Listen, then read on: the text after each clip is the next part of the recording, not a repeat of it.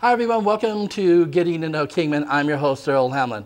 All right, folks, we have a really special guest for you today because, as you know, the primary elections are right around the corner, and my special guest today is Paul Gosar, Congressman Paul Gosar, and he is here today, and we're going to be talking about politics, some of the things that he's accomplished as a congressman, and some of the things that he would like to accomplish on his re-election. So don't go away. We've got a lot to show for you, a lot of information, and like everyone else in the world, I'm sure you want to talk about politics. We'll be right back after these messages. You're watching Getting to Know Kingman. Don't go away. Hi everyone, welcome to Getting to Know Kingman, and welcome my guest, Congressman Paul Gosar. Hi sir, how are you? I'm doing well, Earl. Thanks for having me out. Thank you very much for being here. Now, Arizona kind of redistrict everything, okay? So tell me a little bit about the redistricting. You were formerly in District 1? I served in Congress this last term in District 1, but every 10 years we have a census. And because we grew in Arizona, we're going to go from 8 congressional seats to 9. Wow. And so what they started dividing up the districts. And so my district got cut up into an Eastern District and a Western District, and I stayed with my Western District. Okay, and that's District 4. District 4. And it'll include Yavapai, North Gila, Pinal, Mojave, La Paz, and part of Yuma counties. It's really amazing how much area a congressman has to cover and represent. At least in this one. Last year I represented the 10th largest district in the country that was bigger than the size of Pennsylvania. This district is a little smaller, Earl, but one of the things I can tell you is we get out to see people and involve ourselves with people, asking their ideas and solutions and getting them involved in politics and solutions in government. Good. Okay, now let me ask you, okay, there's a lot of controversy going on in politics right now. There is labels all over the place, okay? You seem to have picked up the label that you're kind of a liberal Republican. Does that offend you, or is that really the label that you would like to have? Well, it doesn't apply really to me. Okay. When you look at somebody, I'm very conservative, but I'm a problem solver. And so, you know, my opponents have attacked me on raising the debt ceiling and not cutting spending, when what I did is actually I'm one of the few that actually cut spending by $2.3 trillion. We've got a fiscal crisis. And doing the status quo of saying no just benefits not making cuts. And so I'm all about solutions and getting things done, Earl. So would you be considered a conservative then? Oh, even by the people that are attacking, like Club for Growth, I have a 96% spending relationship in their category out of 100, and that tells you that I'm looking to cut government, and that's what we should be doing. You know, there's programs that do not work. There's things that are antiquated. That's why I've been always a proponent to say that all bills that are passed into laws should have sunset clauses, so we constantly review their applicability to today's standards. I agree with the sunset clause. Yep, I knew you did. No, I mean, and you're absolutely right on that point. There's some bills that actually are out there that benefit for a short period of time. And at the end of that time period, they should go away. But because of not having that sunset clause, that bill continues and continues and continues. And then you have people that are actually looking for funding to keep that bill going or that program going. And it's just kind of amazing. It just, and it doesn't work. Well, you know, I went in with eyes wide open on how dysfunctional government was. And it really is dysfunctional. But you can accomplish something when you put your mind to it and involve people. And then many eyes, just like many hands, make light work. And that's what we did, is we involved people within the district to help us find things, programs that didn't work so we could cut, and programs that really did work so that we could actually shift some of that money to them, so that we actually got a better return on investment.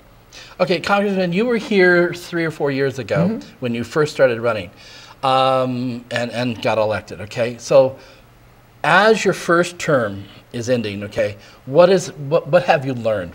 Is Congress really dysfunctional? Is the country really in bad shape? What have you learned about being a congressman? Well, the country is in bad shape. We are very polarized. We have half of America that believes that the government should intervene and be the nanny state. And we got another half of America that wants America of old, personal accountability, personal responsibility. And so we're in problems there.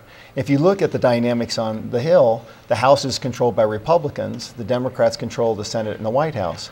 And in fact, if people don't like what's coming out of Congress, they should look at what the House actually did. You may not like the discussion, but at least people were able to discuss and bring bills forward. If you were a Democrat, you actually got that chance. As you're a Republican as well.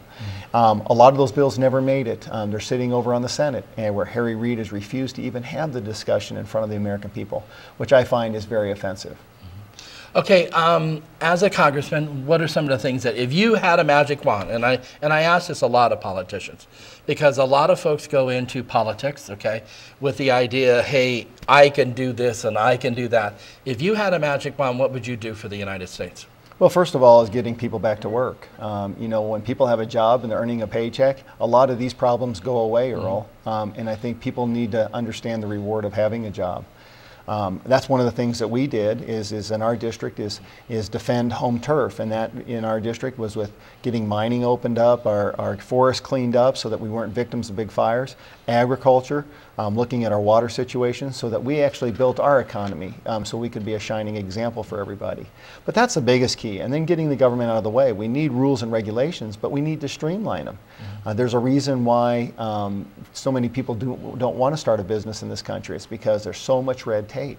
It's just imperative that we get people back to work. But you also have to minimize that. And each of our bills that we did, that we accomplished, we also streamlined the red tape.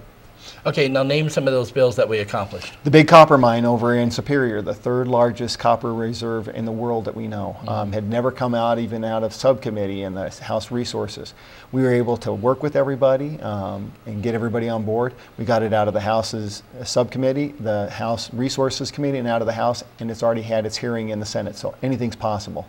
This would bring $1 billion a year for the next 50 years to Arizona and almost 4,000 jobs a year. Wow. I've also been very problem solving with our forests. We had the big Wallow fire last year in our district, where it cost us $400 million to put that fire out, and we lost as a state $2.5 billion in assets. Well, getting another 1,000 people back into the forest, starting to thin our forests and getting a logging industry back and forth. I've also had numerous aspects in regards to challenging Davis-Bacon, which is the artificial inflation of government contracts, and almost 22% for government unions. I've challenged all of those. I've even actually gone into the realm of foreign policy. I actually put resolutions forward that basically said that if you can't acknowledge a peaceful existence for Israel, you get no money, and having it a standard of basing our aspects on peace. And then I'm also one of the pit bulls in regards to Fast and Furious. I have a resolution of no confidence in the Attorney General of this United States, and I've also been the first congressman that said that if you were involved in that crime, that you'll do the time. Good, okay. What about the borders? How do you feel about the borders, the illegals as they call them? Well, I think the biggest thing is administration after administration has not earned the trust of America. And one of our constitutional foundings is to defend the Constitution and defend its borders. We have to secure the borders, and that means that you know who's coming and who's leaving. And I think that's the end of the discussion. Until we can do that, there is no discussion. Okay, now you mentioned that the fact that we're going to gain one more congressional seat. Okay, how do you work with the other congressmen? How do you get along with them? Well, for the state of Arizona. I've actually been one of the binders for the delegation. A lot of our issues resolve around our natural resources, and so I've actually been inclusive of everybody. That's how I feel it works best, is as a team, not I. If you have more of a delegation on behind a bill, the better you are to get it through, even if it's bipartisan. And I think that's what most people have found interesting, that the concepts that we've brought together in laws and bills are actually bipartisan. And I'm proud of that, is because people see the common sense solution making that we've come to the table with and have jumped on board. Okay, and what about Jan Brewer, working with the governor of Arizona? How do you feel about her? I always, you know, the first quarter I was in office, I came to Governor Brewer and asked to speak with her. And she came into the meeting and she said, well, what would you like to talk about? A couple things. I said, no, I have 17 things I'd like to talk to you about. I'm really in about teamwork, because we ought to have a common denominator of a plan for Arizona. And she's really gravitated to that. It's been amazing working with her. We need to extend that now more into the legislature and Senate, because I think when we are all on the same team, there's so much we can accomplish, Earl. Okay, now Governor Brewer was here in the Kingman area several weeks ago, and we got a chance, the crew and I got a chance to talk with her. I think Jan Brewer would be the type of person that you could go out on the back patio in front of the pool or whatever, have a glass of iced tea and talk with her for hours on top of hours. She's a very entertaining person, and she's very knowledgeable about Arizona. And I think as a congressman, it would really be, when you walked into the room and said you had 17 things, I'm surprised she says, "Is that all?" Well, I'll tell you what, and what's interesting, anyway, Earl, is that when we sat down on those 17 things, she was very articulate on every single one of them. And you're exactly right. This lady is born and bred Arizona. She understands these because she lives these, and that's why I understand these as well, is I live these issues. Those are the things that I like to accomplish. I'm a healthcare provider. I have some poignant issues about how we ought to have a healthcare system. But it's fabulous to sit down because it is that nice aspect and that aura of that atmosphere, easy to talk to. And just like you, now you and I have been at a few events together. You're kind of shy in a way. You're over there a little bit by yourself, and until you come up and go, "Hey, Paul, how's it going?" And then it's like, "Tell me a little bit about what's going on," and 45 minutes later you go, "Okay, now you want to know the rest of the story?" Well, no, and that's good. I like that. Well, you know, I was a dentist for 25 years, Earl, and so that is a very one-on-one relationship. So at first I was uncomfortable in real big settings. And the other thing is that in my profession, you came to me and I was always asking you a question. How can I help you? What hurts? And that's the same thing. We got comfortable with our skin in the political arena of basically saying, to America, to Arizonans, to our constituents, what hurts? How can we help you? How can we get you involved? Okay, let me ask you this as a dentist, okay, not as a congressman. What's the deal with asking all those questions when you got all that crap in your mouth? I mean, it's a hidden language of dentistry, you know. And you understand that? We actually understand it, believe it or not. So that would actually make you a good congressman. Well, I mean, if you could understand all that mumbo jumbo stuff, you would be good in Congress. Well, actually, I use all those traits. You know, I tell everybody I'm one of 2 members of Congress that when I say drill, baby, drill, it means something totally different, and bureaucrats shouldn't get anesthetic. Okay, sorry, we're going to take a little break here, and we're going to come back and talk a little bit more, okay? Thank you, Earl. All right, we're going to take a little break here. We'll be right back after these messages. You're watching Getting to Know Kingman with my guest, Congressman Paul Gosar. We'll be right back. Hi, everyone. Welcome back to Getting to Know Kingman, and welcome back my guest, Congressman Paul Gosar, actually from the 1st District to the 4th District to re-election time. Right. All right, let me ask you this. This is a question that a lot of folks, there's a lot of folks out there that have a disdain for the label politician. When someone calls you a politician, does that bother you? Does that offend you? Or are you flattered? It depends on the moment, I guess. You know, if you're being, if tomatoes are flying your way, it's not a great thing to be called a politician.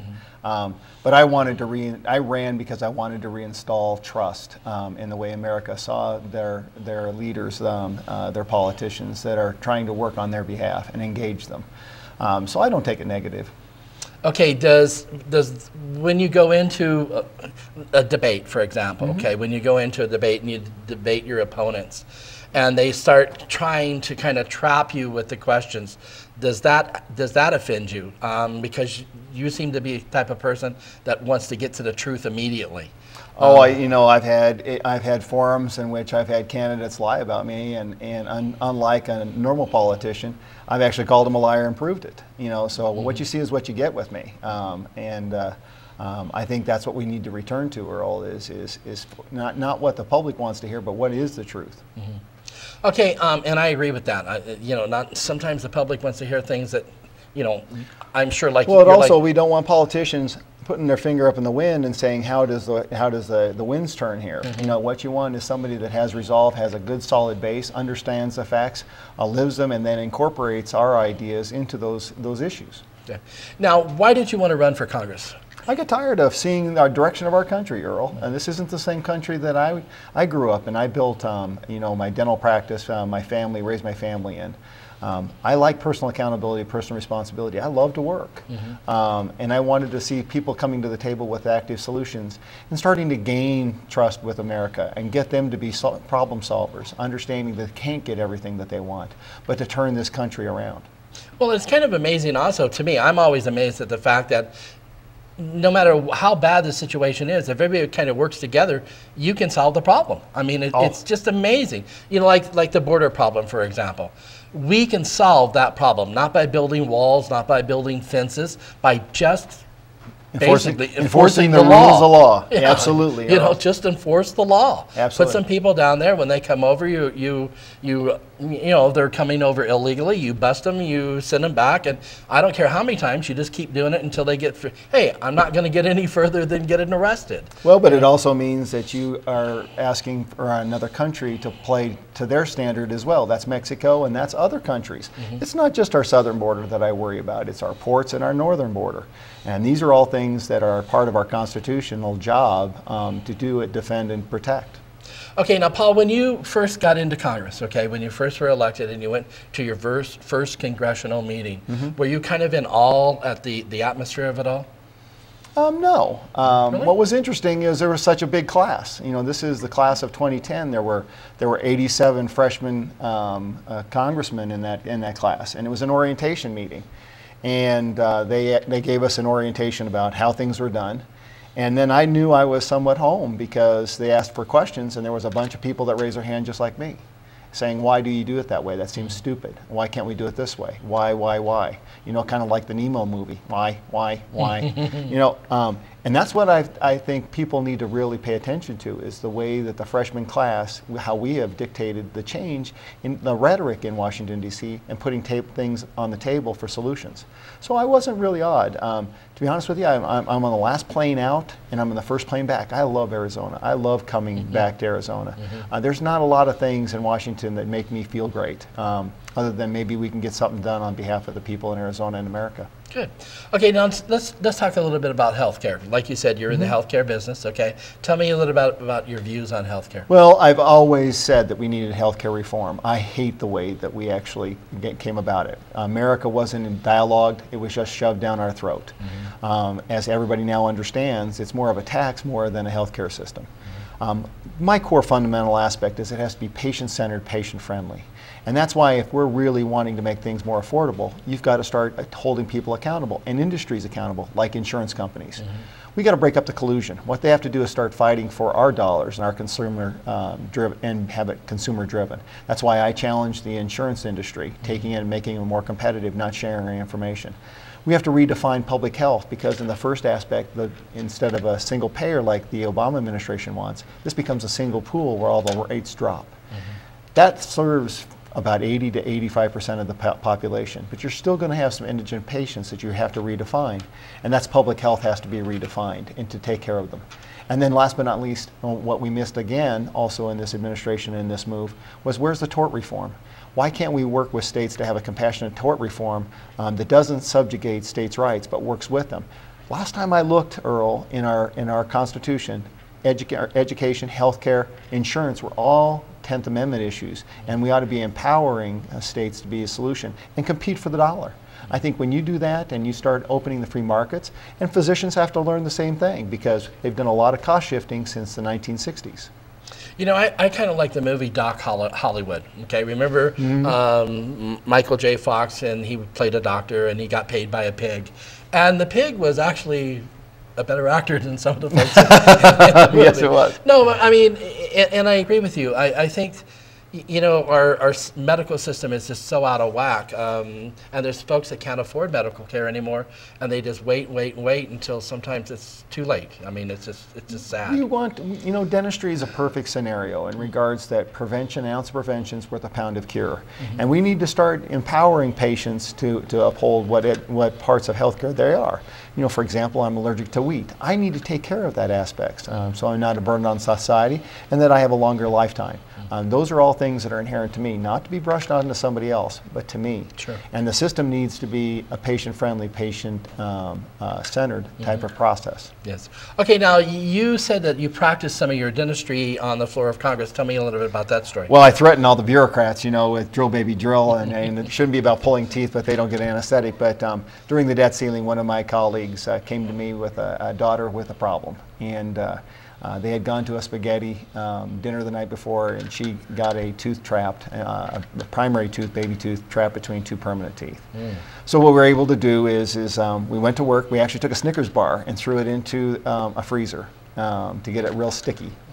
And I had a little bedside manner with her and talking to her, saying, you know, I love chocolate bars and you got to love them too. It's just the first bite is going to be a little different. We're going to bite down and bite down hard for about 15 seconds, and then we're going to open it up. So what we did is we used a little anesthetic, and we used ice for about 7 minutes, and that'll give you about 45, 60 seconds of anesthetic. So what we did is we got that anesthetic with the ice. We had her bite down in the chocolate bar. It moved it. I grabbed it with a glove and actually took it out. We actually had Republicans and Democrats watching. What was interesting after that is that the speaker came up to me, because when you're 7 years old, you can show everybody on the House floor your tooth and show where it came from. And so she did. The speaker came up to me, he says, "Now you're constantly causing me problems, Gosar." And I said, "What?" And he goes, "A liability issue." I go, "No, no, no. It's the Good Samaritan law. I didn't charge that little girl." And he said, "It's going to charge me money." And what he did then was he went to, her name is Margaret, and said, listen, and gave her some dollars and said, listen, as Speaker of the House, I need to believe again that the Tooth Fairy still comes to Washington, D.C. So I want you to put that under your pillow this evening.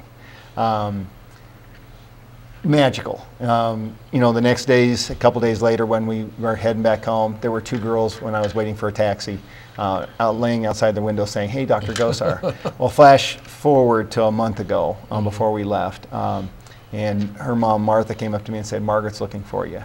And you're not supposed to yell on the House floor. And the little blondie yelled at me. She said, "Dr. Gosar, Dr. Gosar." And she ran down the floor, sat in the chair, and she said, "Look, Dr. Gosar, all these loose teeth, when are we going to take them out?" So I think I did my job. Okay, now my question would be, are you licensed to practice dentistry in Washington, D.C.? I'm not, but what I am is I'm the Good Samaritan law. I'm not here to charge.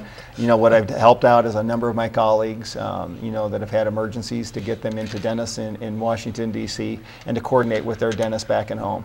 I think that's another aspect of the healing arts, that you're always on call, no matter what you do and where you're at.